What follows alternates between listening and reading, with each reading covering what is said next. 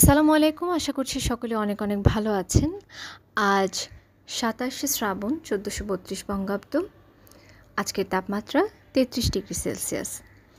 English sentence স্ট্রাকচারের ধারাবাহিক আলোচনায় আজ আমরা জানার চেষ্টা করব ইনস্পাইট অফ এবং ডিসপাইটের ব্যবহার সম্বন্ধে।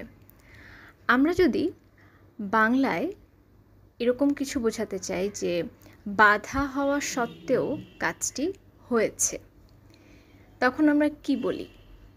সত্ত্বেও ব্যবহার করি। তো ইংলিশে প্রকাশ করতে চাইলে আমরা ব্যবহার করতে পারি ইনস্পাইট অফ অথবা ডিসপাইট। ইনস্পাইট অফ এবং ডিসপাইট দুটোই প্রিপোজিশন, এবং এই প্রিপোজিশনের পরে সাধারণত নাউন, প্রোনাউন অথবা জিরান্ড বসে থাকে। আমরা উদাহরণ দিয়ে দেখতে পারি। In spite of the rain we went out, বৃষ্টি সত্ত্বেও আমরা বের হয়েছিলাম। এবার যদি জিরান্ড দিয়ে আমরা দেখাই, In spite of being sick, she attended the meeting. একইভাবে ডিসপাইটের পরেও নাউন, প্রোনাউন অথবা জিরান বসে থাকে। উদাহরণ দিয়ে আমরা দেখতে পারি Despite the rain, we went out. অথবা Despite being tired, he finished the work.